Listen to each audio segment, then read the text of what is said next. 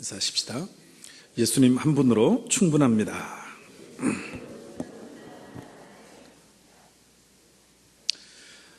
스티븐 코비 작년 재작년에 소천을 하셨는데요. 스티븐 코비가 쓴 책 중에 아주 유명한 책이 있습니다. 성공하는 사람들의 7가지 습관. 이 책은 전 세계 약 한 70개국의 나라의 언어로 번역이 돼서 2,500만 부 이상이 팔렸습니다. 굉장한 거죠. 안 놀래잖아요. 2,500만 부가 팔렸다는데 여러분이 책 써봐요. 10권이나 팔리려나. 2,500만 부가 팔렸어요. 그렇지. 우리나라에도 번역이 됐는데 우리나라에서 100만 부 이상이 팔렸어요.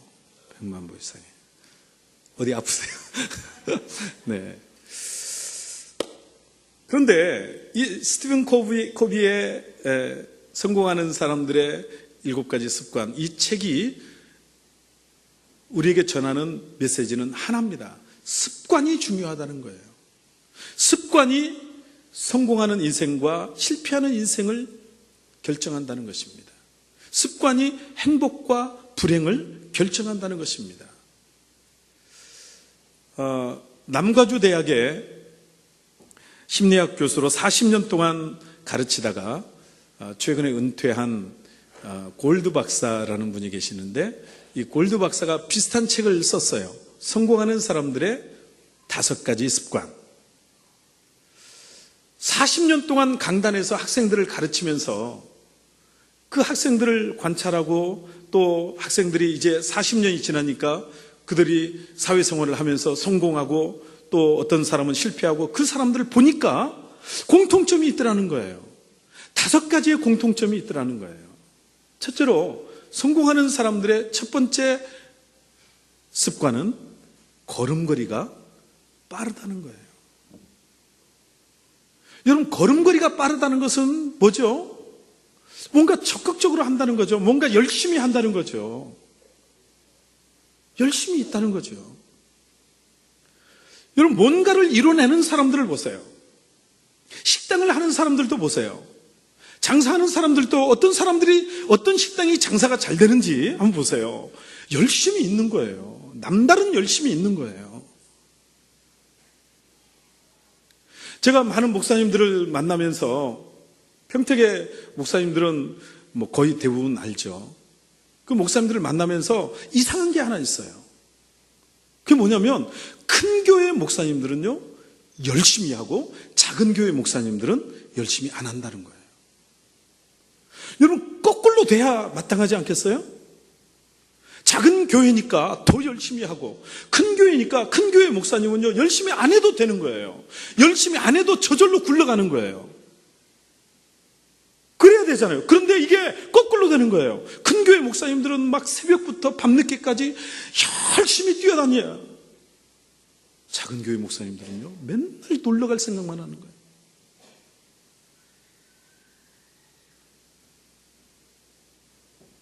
열심히 해야 됩니다.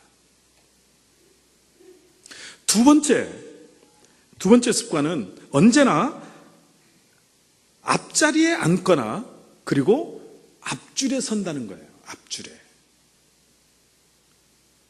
여러분, 앞자리에 앉는다는 것은 무슨 얘기일까요? 앞자리에 앉는다는 것은 뭔가 진취적이고 적극적이라는 의미이죠. 뒷자리에 앉는다는 것은 소극적이고 방관적인 그런 의미이죠. 뒷자리에 앉으시는 분들이 오늘 시험에 안 들으셨으면 좋겠습니다. 옛날에 부흥 강사들이 그런 말씀을 하셨잖아요. 앞자리는 금자리, 중간은 은자리, 뒷자리는 신발 도둑놈 자리. 옛날엔 신발을 벗고 다 이렇게 가서 신발을 바꿔치기 하고 그런 경우가 종종 있어서 그런 농담을 하기도 했습니다.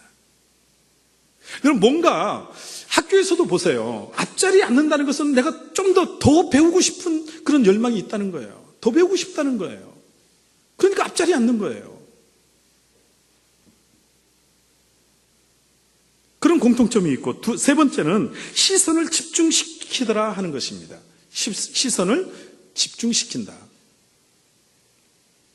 강의를 할 때 학생들이 그 교수를 아이 컨택을 하더라는 거예요. 시선을 집중해서 바라보더라는 것입니다. 대화를 할 때도 시선을 집중해서 바라보고, 강의를 들을 때도 시선을 집중해서 강의를 듣고,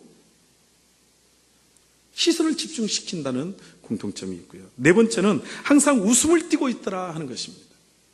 똑같은 말을 하더라도 웃으면서 하는 사람이 있고, 똑같은 말을 하더라도 화를 내는 것처럼 말을 하는 사람이 있잖아요.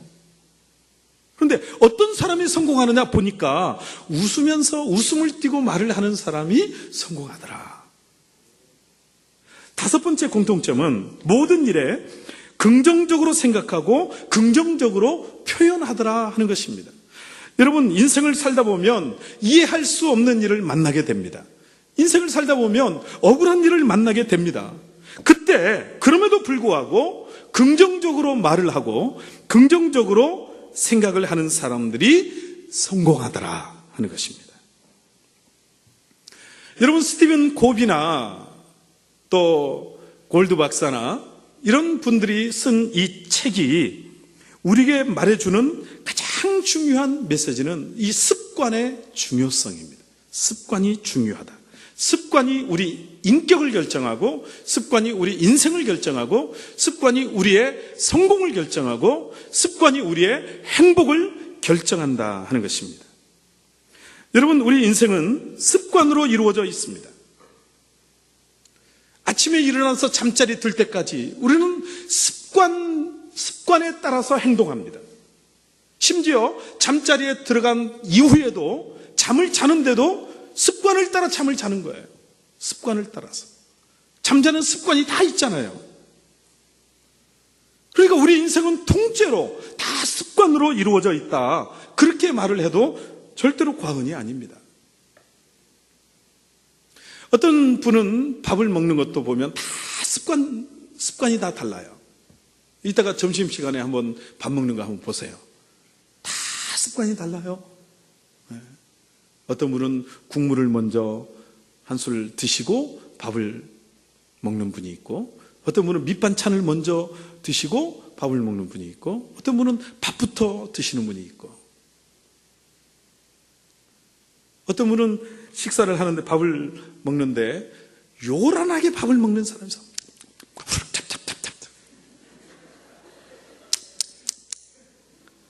어떤 분은 소리가 안 나. 소리가. 오물 소리가 안 나. 먹는지 안 먹는지, 있는지 없는지 소리가 안 나. 네. 이 소리가 아닙니다. 용각사는 소리가 나지 않습니다. 소리가 안 나는 분이 있어요. 또 어떤 분은 막 급하게 누가 쫓아오는 것처럼, 전쟁이 일어난 것처럼 막 급하게 먹는 분이 있어요. 바쁘지도 않는데. 근데 어떤 분은 밥알 새가면서 세워라, 내워라, 그렇게 먹는 분이 계세요. 어떤 분은 우리 같은 경우에는 이제 그 접시에다가 이렇게 밥하고 반찬하고 함께 먹게 되잖아요. 조금 이따 끝나서.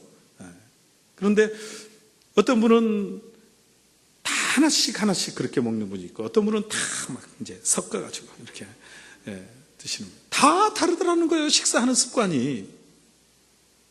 하루 일과를 시작할 때도, 직장에 출근해서 하루 일과를 시작할 때도 어떤 분은 커피 한 잔을 마시면서 하루 일과를 시작하시는 분이 있고, 어떤 분은 인터넷을 검색하면서 하루 일과를 시작하는 분이 있고, 다 다르더라는 것입니다.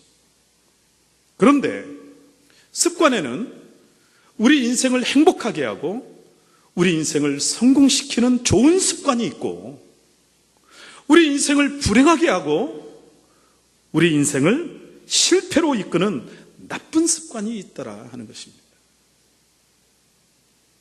성경에서 말씀하고 있는, 성경이 말하고 있는 나쁜 습관이 몇 가지가 있어요.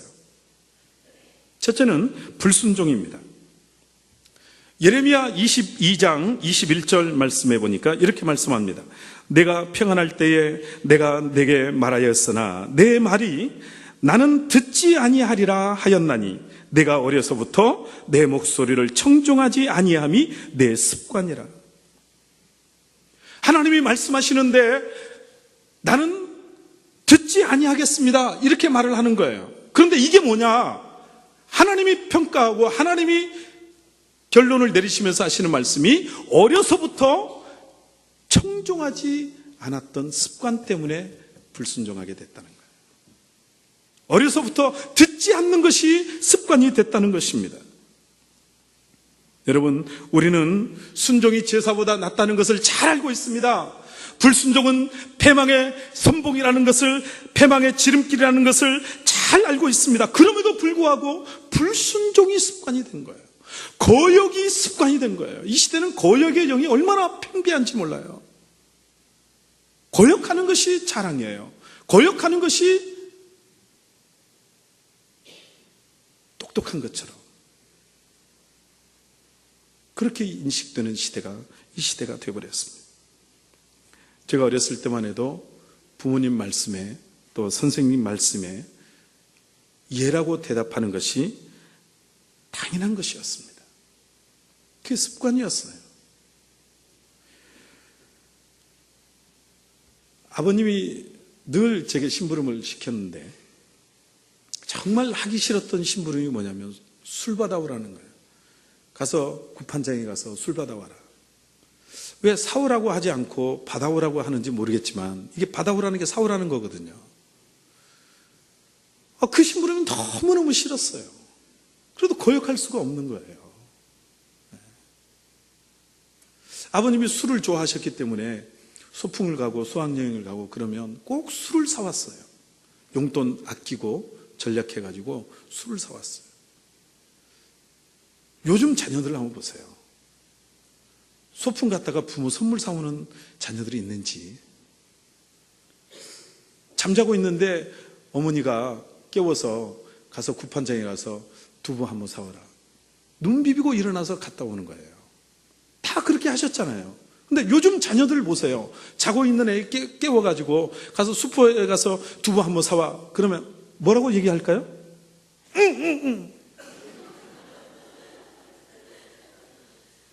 예, 어머니 하고 갔다 올 자식이 있으면 한번 나와보라고 그러세요.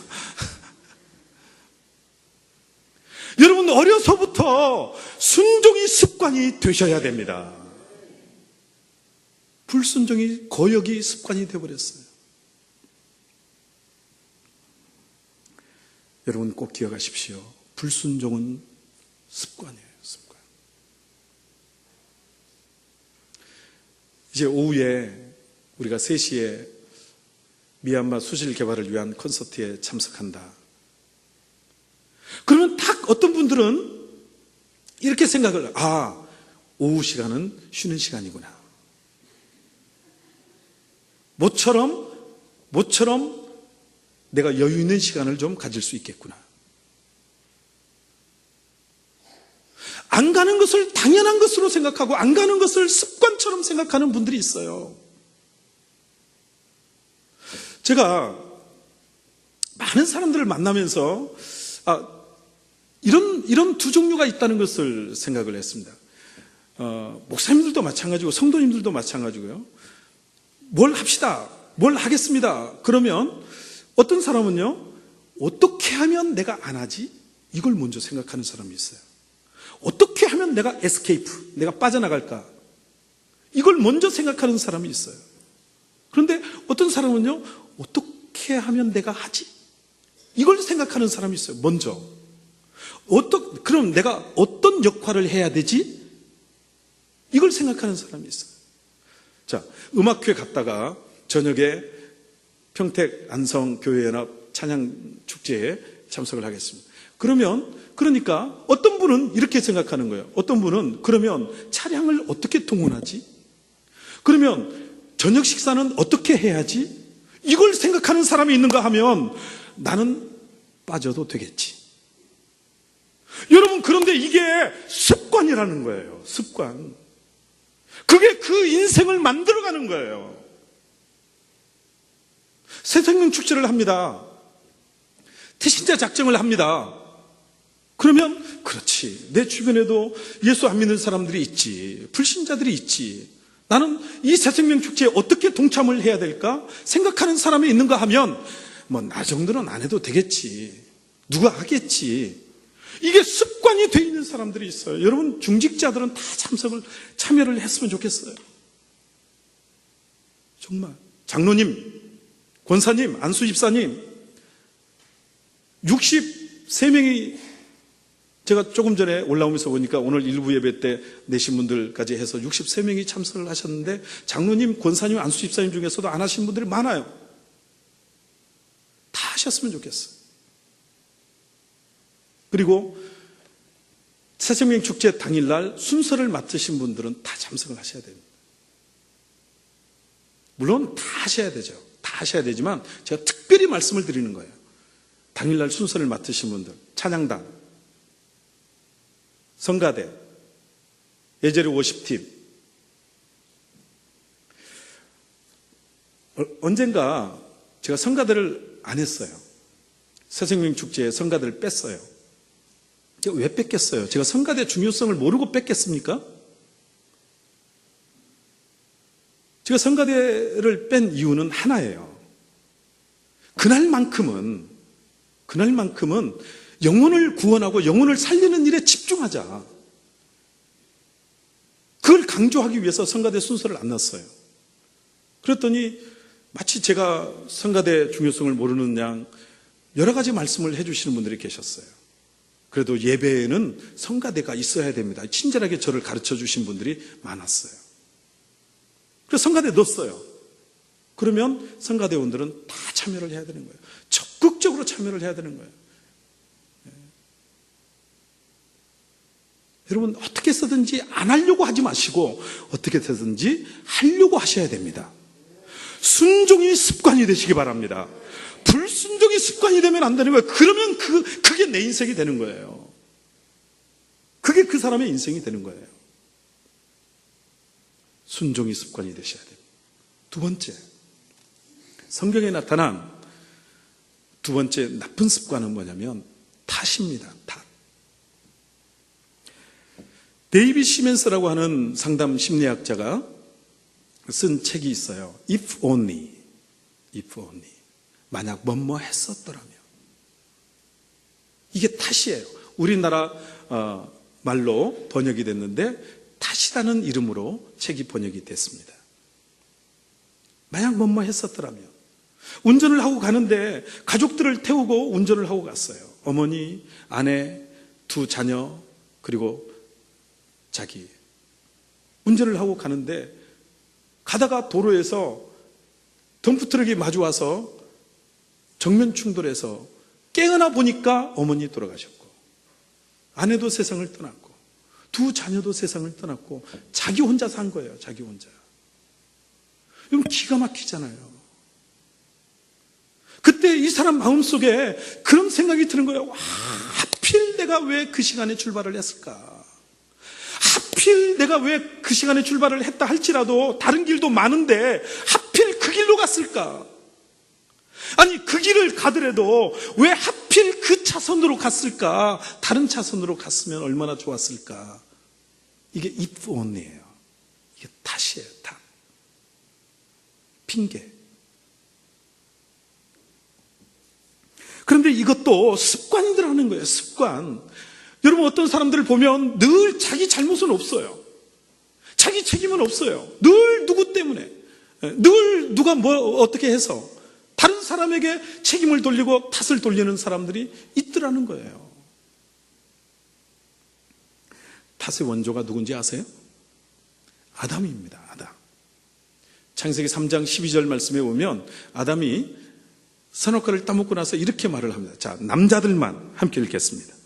남성 동지 여러분 함께 읽습니다. 시작. 아담이 이르되 하나님이 주셔서 나와 함께 있게 하신 여자 그가 그 나무 열매를 내게 주므로 내가 먹었나이다. 하와 핑계를 대고요, 하나님 핑계를 대는 거예요. 하나님이 주신 여자 그가 내게 주므로 내가 먹었나이다. 탓을 하잖아요.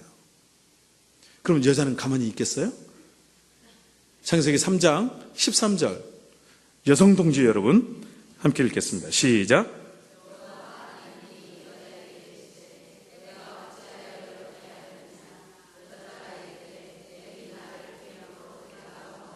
네, 뱀이 나를 꿰물어 내가 먹었나이다. 탓을 하는 거예요. 계속 책임전가, 핑계, 꼬리에 꼬리를 물게 됩니다. 여러분, 사울 왕이 왜 망했는지 한번 보세요. 결국 사울 왕이 망한 것도 이 탓 때문에 망한 거예요. 하나님은 사울 왕에게 아말렉을 진멸하라 말씀하셨어요. 그런데 자기 욕심 때문에 진멸하지 않았어요. 좋은 소, 양, 그리고 아말렉 왕 아각을 사로잡았어요. 뭐 때문에요? 자기 욕심 때문에.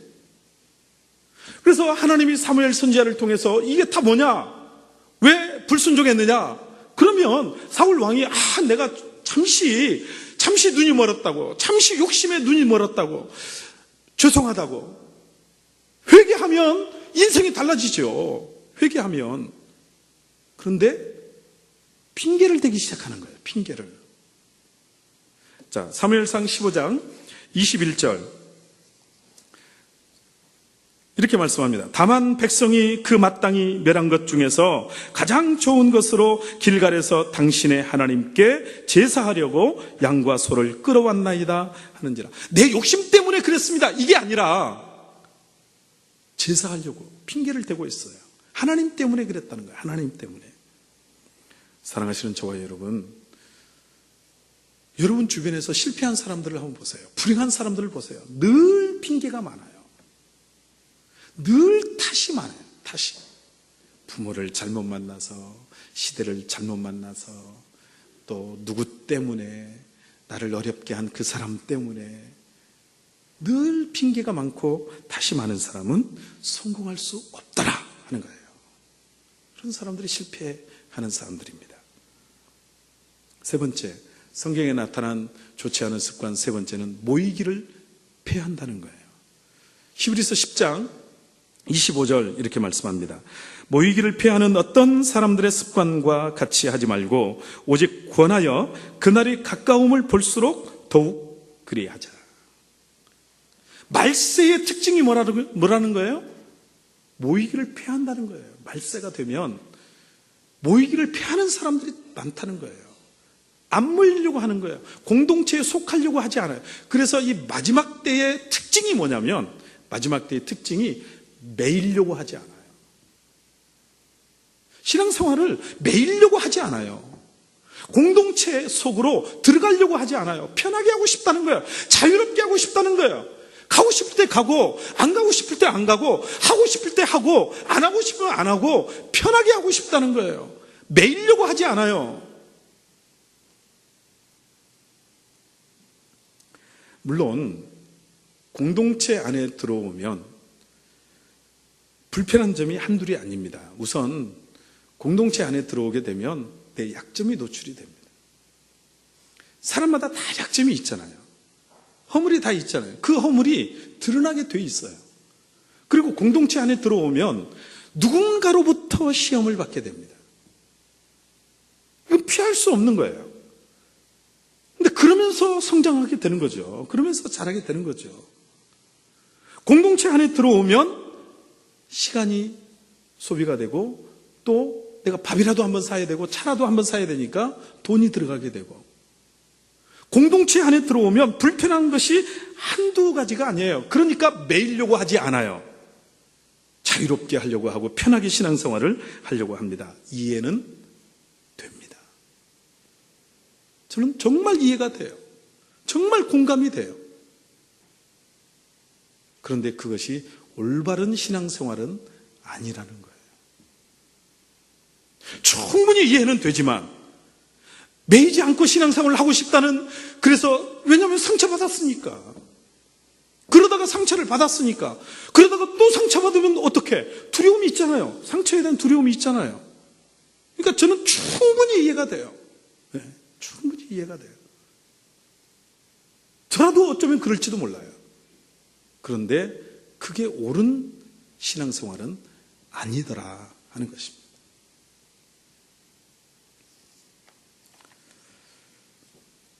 이런 어려움이 있다 할지라도 우리 주님께서는 이럴수록 모이라는 거예요. 이럴수록 모이기를 피하면 안 된다는 거예요. 이럴수록 공동체에 들어가고 이럴수록 교제하라는 것입니다. 왜냐하면 여러분, 신앙생활은 영적 전쟁입니다. 여러분, 영적 전쟁은 혼자 싸우는 게 아니에요. 우리는 독불장군이 아니에요. 여러분, 우리는 외딴 섬이 아니에요. 영국의 한 시인이 말했던 것처럼 우리는 외딴 섬이 아니라 대륙의 한 부분이다.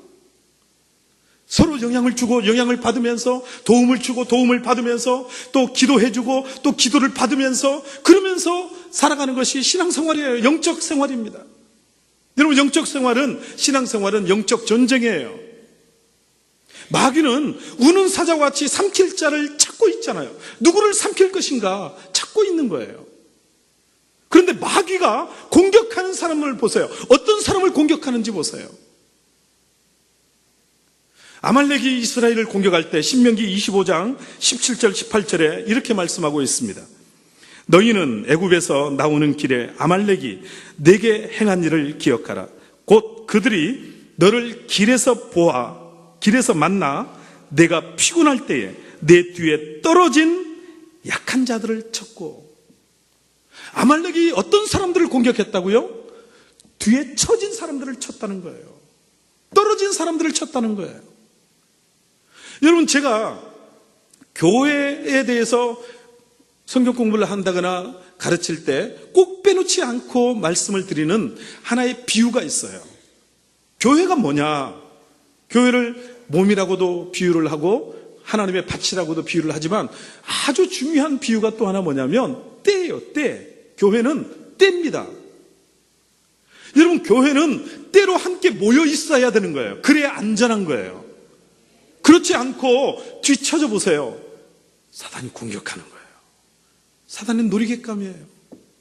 어떤 사람을 공격하는지 보세요. 언젠가 동물의 왕국을 보는데요, 이 사자가 어떤 먹잇감을 노리느냐면 아무리 약하다 할지라도 때로 있는 그 동물들은 공격을 못 하더라고요.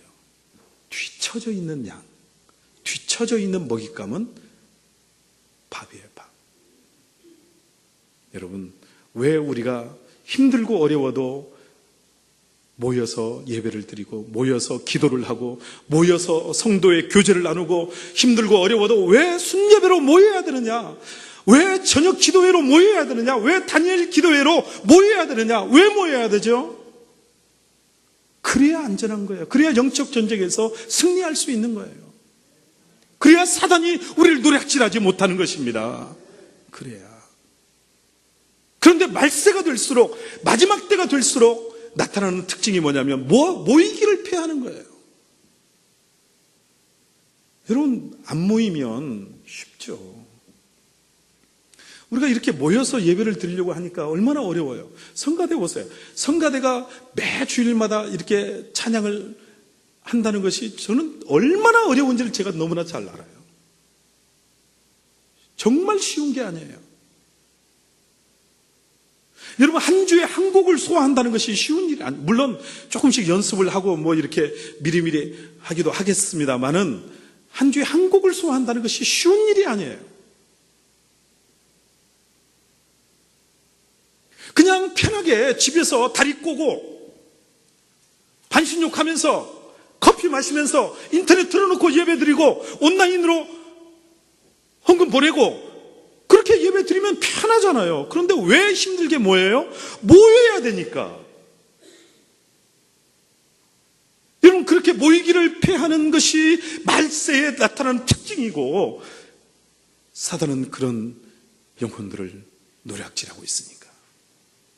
그래서 우리는 힘들고 어려워도 모여서 기도하고, 모여서 찬양하고, 모여서 예배하고, 모여서 봉사하고, 모여서 교제해야 될 줄로 믿습니다. 모이셔야 돼요. 모이기를 피하는 것은 아주 잘못된 습관이에요. 이 외에도 잘못된 습관, 나쁜 습관들이 많이 있습니다. 거짓말하는 것, 부정적인 말을 하는 것, 예배 시간에 지각하는 것, 축도가 마치기 전에 나가는 것. 여러분, 우리 그리스도인들이 버려야 할 나쁜 습관들이 많이 있습니다. 그런데 문제는 이 나쁜 습관들이 쉽게 고쳐지지 않는다 하는 거예요.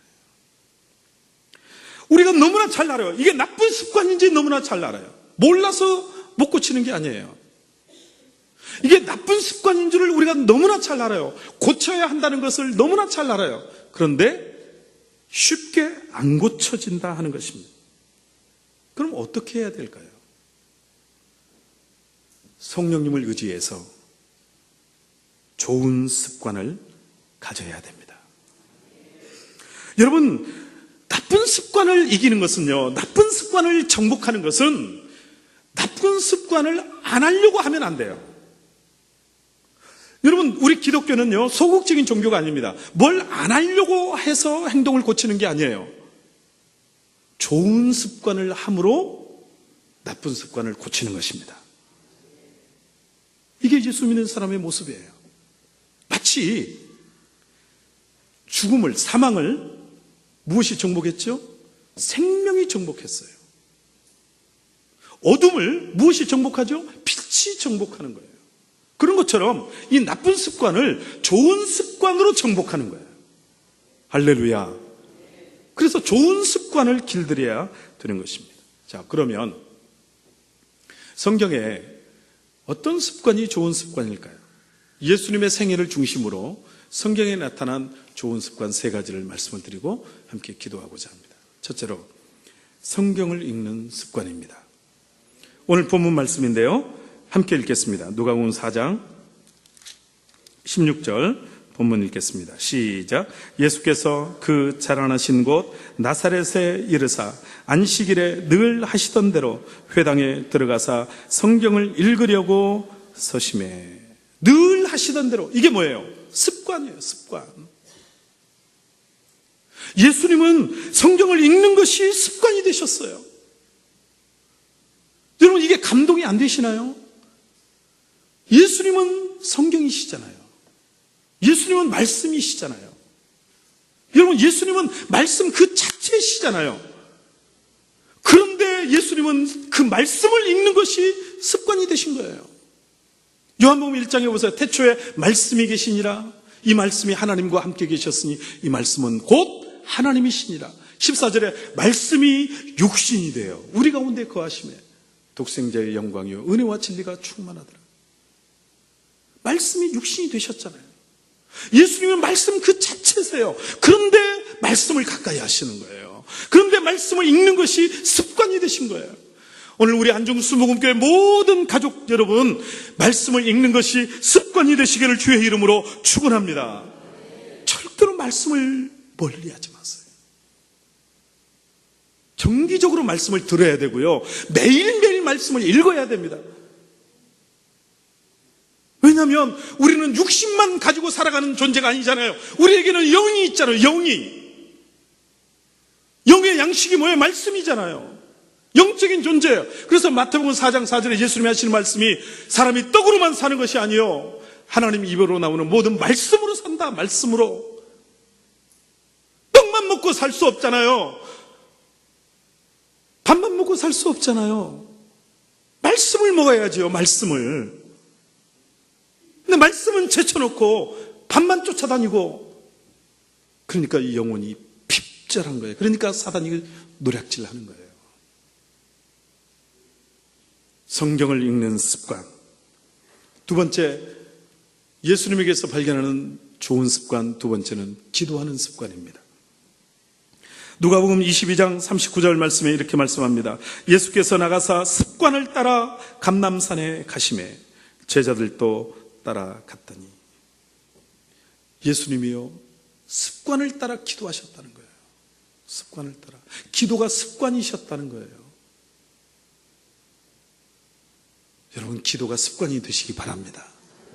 어떤 분들은 식사 기도도 잊어버릴 때가 있죠.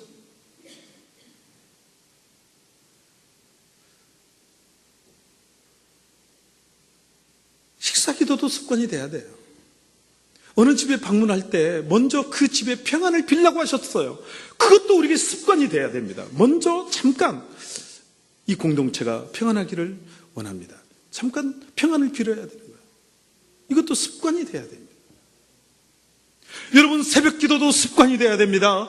수요 기도도 습관이 돼야 됩니다. 금요 기도도 습관이 돼야 됩니다. 안 하는 것이 습관이 돼버렸어요. 안 하는 것이. 당연히 안 하는 거예요. 당연히 수요 예배 안 드리는 게 습관이 돼버렸어요. 당연히 금요 기도에 안 하는 게 습관이 돼요. 집에 있는데. 제가 말씀을 드리는 것은 바쁘면, 여러분, 우리가 그럴 수 있잖아요. 또 출타 중이고 바쁘고 그러면 못 드릴 수 있지요. 사람인데 못 드릴 수 있죠. 그런데 당연히 집에서 텔레비 보고 있으면서도 안 드리는 게 습관이 되어버렸다는 거예요. 이게 문제예요. 이게. 그게 그 사람으로 끝나는 게 아니에요. 그 가정에 흘러가는 거예요. 자식들에게 흘러가는 거예요. 교회에 흘러가는 거예요. 우리 다음 세대에 흘러가는 거예요. 여러분은 여러분 한 사람이 아니라는 것을 기억하셔야 됩니다. 절대로 여러분 한 사람의 인생을 사는 게 아니에요. 우리는 다 연결되어 있는 거예요. 몸 지치니까 다 연결되어 있어서 서로가 서로에게 영향을 주고 있는 것입니다. 나는 나 하나의 인생이 아니에요. 누군가에게 다 보고 있잖아요. 누군가에 다 영향을 주고 있는 거예요. 제가 그래서 3부 예배 안 드리고 가는 몇 분에게 이런 말씀을 드렸어요. 권사님이 안 좋은 흐름을 만들고 있다. 좋지 않은 흐름을 만들고 있다는 거예요.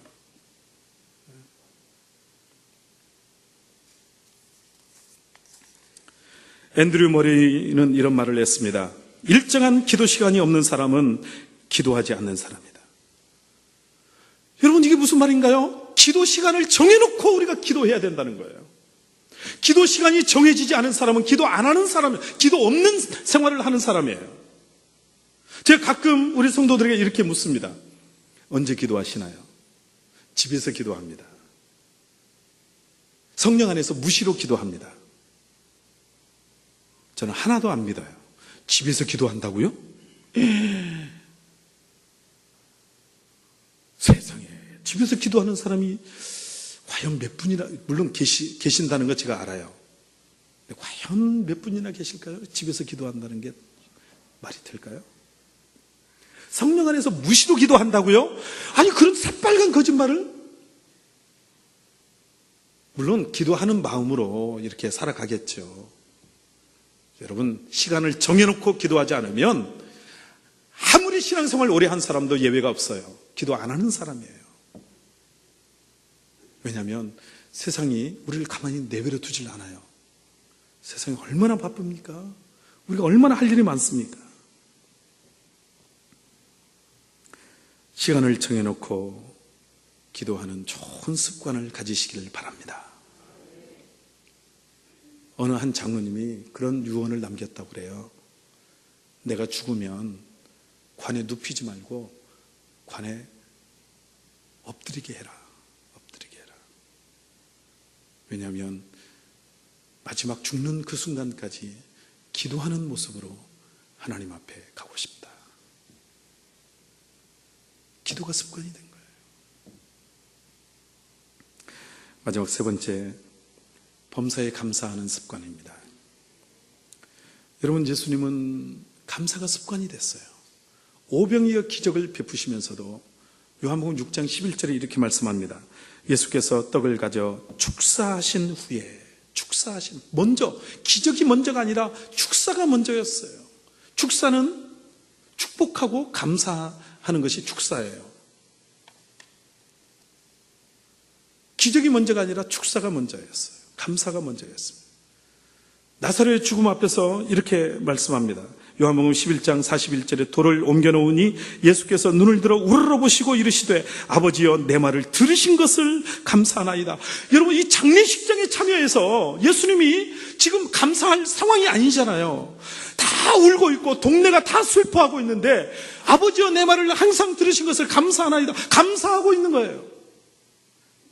어떤 분들은 장례식에 기도를 시켜보면 어떤 분들은 감사를 못해요. 감사를.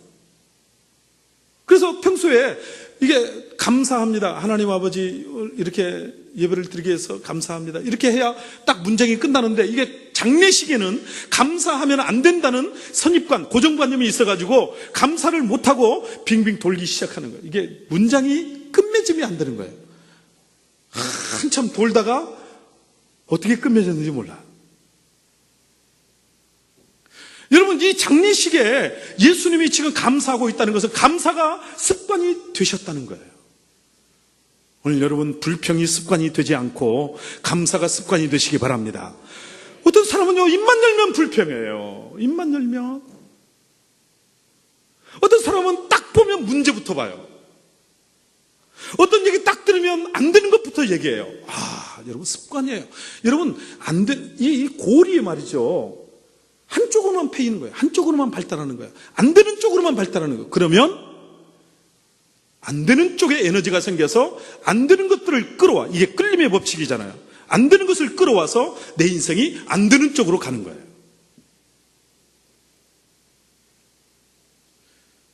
굉장히 중요한 말씀을 드리는 겁니다. 여러분, 감사가 습관이 되시기 바랍니다. 감사가 습관이 돼야 돼요.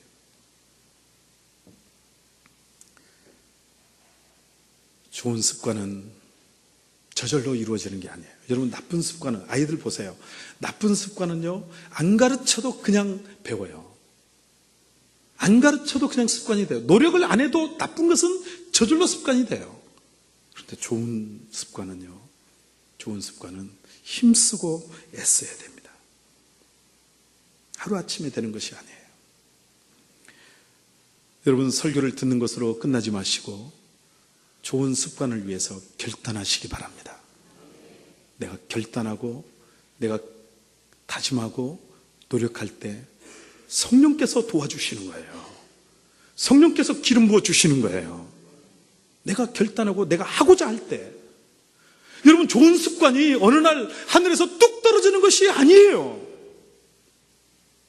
나이 들면 좋은 습관 생기겠지, 천만에요. 시간이 지나면 좋은 습관 생기겠지, 천만에요. 장로직분 받으면 좋은 습관 생기겠지, 천만에요. 여러분, 좋은 습관은 힘쓰고 애써야 됩니다. 결단해야 됩니다. 한 걸음 더 나가서 우리 자녀들에게도 좋은 습관을 만들어 주어야 됩니다.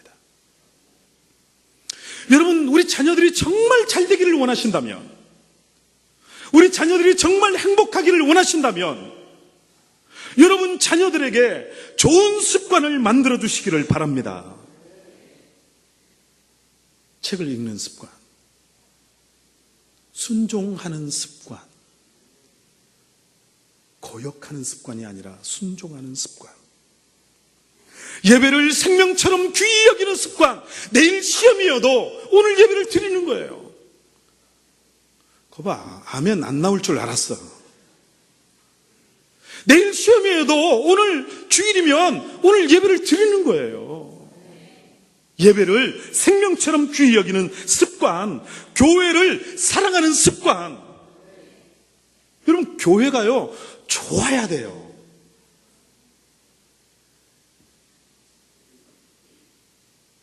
여러분 자녀들이 교회를 좋아해야 됩니다. 교회를 좋아해야 돼요. 그래서 가고 싶고 또 가고 싶고 머물고 싶고. 옛날에는 교회가 참 좋았어요. 놀 장소가 교회밖에 없으니까. 학교 갈 때 들리고 학교 갔다 오면서 들리고 교회에서 탁구 치고 늘 그랬어요. 그런데 세상이 너무 좋으니까 교회보다 세상이 너무 좋은 거예요, 요즘에는.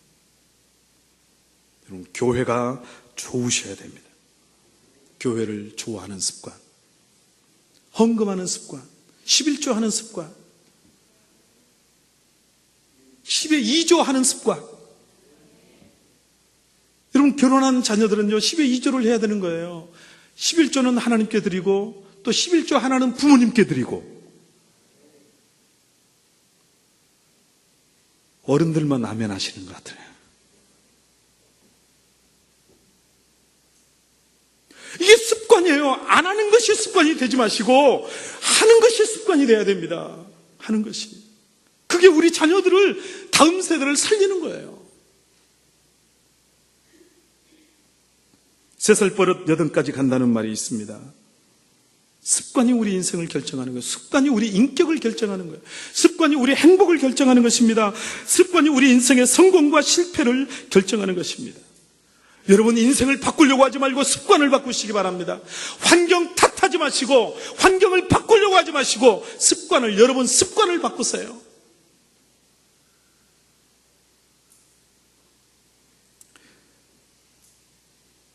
나쁜 습관을 끊으려고 하기보다는 좋은 습관으로 나쁜 습관을 정복해야 됩니다. 여러분, 습관은 습관으로 정복되는 거예요. 나쁜 습관을 안 하려고 하지 마시고 좋은 습관을 함으로 나쁜 습관을 정복하셔야 됩니다. 오늘 좋은 것들이 습관이 되는 저와 여러분이 되시기 바랍니다.